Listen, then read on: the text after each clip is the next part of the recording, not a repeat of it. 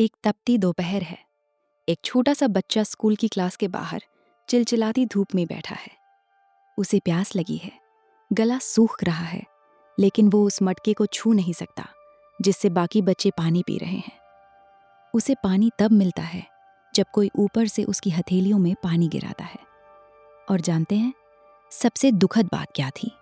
जिस दिन स्कूल का चपरासी नहीं आता, उस दिन वो बच्चा पूरा दिन प्यासा रह जाता है। आज हम यहाँ सिर्फ एक जयंती मनाने नहीं आए हैं, बल्कि उस प्यासे बच्चे की कहानी सुनने आए हैं, जिसने अपनी कलम की स्याही से करोड़ों लोगों की प्यास बुझाई और दुनिया के सबसे बड़े लोकतंत्र की नींव रखी। वो बच्चा कोई और नहीं, हमारे बाबा साहेब डॉक्टर भीमराव अंबेडकर थे। साथियों, बाबा साहेब का जीवन कोई साधारण कहानी नहीं है, बल्कि अपमान से स्वाभिमान तक का एक ऐसा सफर है जिसे सुनकर आज भी रूह कांप जाती है। जिस समाज ने उन्हें अछूत कहकर दुत्कारा, उसी समाज के भविष्य को संवारने के लिए उन्होंने अपना पूरा जीवन, अपनी खुशियां और अपने बच्चे तक कुर्बान कर दिए। क्या हम कल्पना कर सकते हैं कि उस इंसान के दिल पर क्या गुजरती होगी जिसे पढ़ने के लिए दर दर की ठोकरें खानी पड़ी, लेकिन उसका इरादा हिमालय से भी ऊंचा था। आज जब हम आज़ाद हवा में सांस लेते हैं, तो हमें याद रखना होगा कि इस आज़ादी और बराबरी के पीछे उस महापुरुष की सालों की तपस्या है, जिन्होंने अंधेरे को चीरकर शिक्षा की मशाल जलाई थी। अक्सर लोग पूछते हैं कि एक इंसान इतना सब कुछ सहकर भी चुप कैसे रहा। सोचिए, जिसे सार्वजनिक कुएं से पानी नहीं पीने दिया गया, जिसे तांगे में बैठने से मना कर दिया गया और जिसे होटल में कमरा तक नहीं मिला, उस इंसान के भीतर कितनी नफरत पैदा हो सकती थी। लेकिन बाबा साहेब ने नफरत का जवाब नफरत से नहीं, बल्कि ज्ञान से देने का फैसला किया। उन्होंने तय किया कि वो समाज को तोड़ेंगे नहीं, बल्कि अपनी काबिलियत से उसे जोड़ेंगे। उनका संघर्ष सिर्फ बाहर की दुनिया से नहीं था, बल्कि अपने भीतर के दर्द से भी था। क्या आप जानते हैं, जब बाबा साहेब विदेश में अपनी पढ़ाई कर रहे थे, तब उनके घर की स्थिति इतनी खराब थी कि उन्हें कई बार सिर्फ एक कप चाय और सूखे टोस्ट पर पूरा दिन गुजारना पड़ता था। लेकिन उनकी आंखों में एक ही सपना था कि जो जिल्लत उन्होंने झेली है, वो इस देश का कोई और बच्चा न झेले। जब उनके छोटे से बेटे राजरत्न की मृत्यु हुई, तब उनके पास कफन तक के पैसे नहीं थे। अपनी पत्नी रमाबाई के आंसू और अपने बच्चे की बेजान देह को देखकर कोई भी टूट जाता, लेकिन भीमराव जानते थे कि अगर वो आज टूट गए तो करोड़ों दबे कुचले लोगों की उम्मीदें हमेशा के लिए टूट जाएंगी। उन्होंने अपनी कमीज का एक टुकड़ा फाड़कर अपने बच्चे के शव पर डाला था। ये है उस महान व्यक्तित्व की पराकाष्ठा, जिसने अपनों को खोकर हम सबको एक नया जीवन दिया। उनकी शिक्षा सिर्फ डिग्रियां नहीं थी, वो एक हथियार था। उन्होंने साबित कर दिया कि कोई तुम्हें मंदिर जाने से रोक सकता है, तुम्हें पानी छूने से रोक सकता है, लेकिन अगर तुम्हारे पास शिक्षा की ताकत है तो पूरी दुनिया तुम्हारे कदमों में झुकने को मजबूर हो जाएगी। आज हम जो सिर उठाकर चलते हैं, जो बराबरी का हक मांगते हैं, वो किसी खैरात में नहीं मिला। वो बाबा साहेब के संघर्षों की किश्तें हैं, जो उन्होंने अपने खून और पसीने से चुकाई थी। जब हम बाबा साहेब को याद करते हैं, तो अक्सर उनके संविधान और उनकी डिग्रियों की बात करते हैं, लेकिन क्या कभी हमने उस पिता के दिल को महसूस किया है? सोचिए, जो इंसान पूरे देश के भविष्य की इबारत लिख रहा था, उसके अपने घर में अंधेरा छाया था।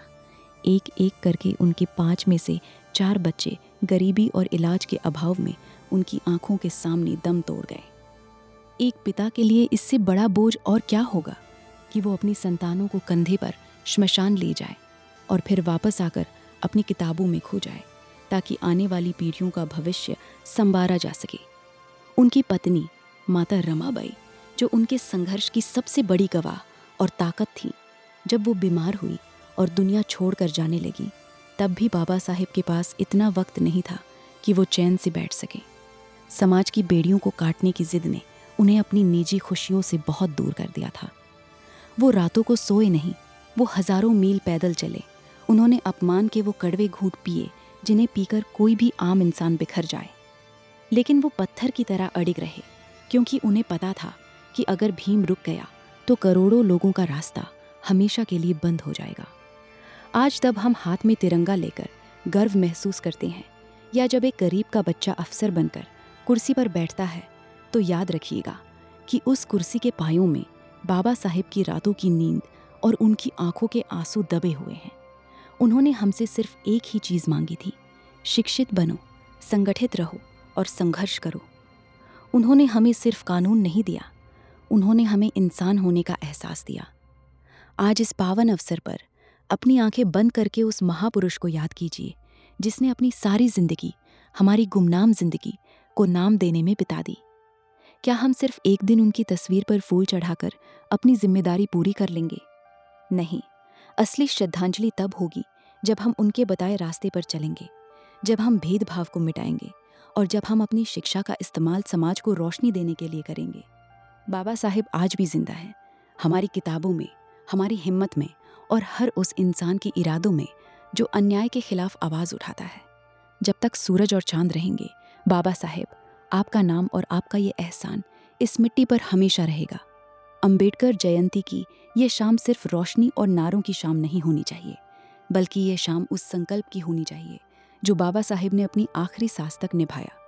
सोचिए, एक इंसान जिसे बचपन में स्कूल की दीवार के पीछे बिठाया गया, वही इंसान एक दिन इस देश की सबसे ऊंची दीवार यानी भारत के संविधान को लिखने वाला बना। ये सफ़र सिर्फ मेहनत का नहीं था, ये सफ़र उस जिद का था जिसने सदियों पुरानी गुलामी की जंजीरों को काट दिया। जब बाबा साहेब का अंत समय करीब था, तब भी उनकी मेज़ पर किताबें और हाथ में कलम थी।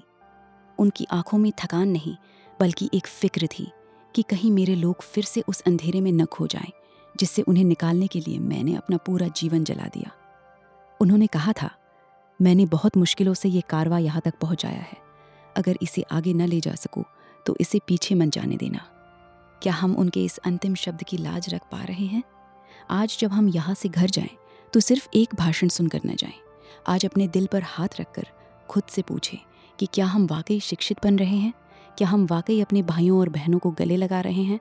बाबा साहिब ने हमें वोट का अधिकार देकर राजा बना दिया, लेकिन हमें मानसिक गुलामी से खुद को आज़ाद करना होगा। उन्होंने हमारे हाथों में कलम थमाई थी ताकि हम अपनी किस्मत खुद लिख सकें। अंत में बस इतना ही कहूँगा कि सूरज चाहे कितना भी तेज़ क्यों न हो, वो समंदर को नहीं सुखा सकता। वैसे ही हालात चाहे कितनी भी मुश्किल क्यों न हो, बाबा साहेब के विचारों को मानने वाला कभी हार नहीं मान सकता। आइए आज हम ये कसम खाएं कि हम ज्ञान का दीपक जलाएंगे, हम नफरत को मिटाएंगे और एक ऐसे भारत का निर्माण करेंगे जिसका सपना उस महामानव ने देखा था। जय भीम, जय भारत, जय शंकराचार्य।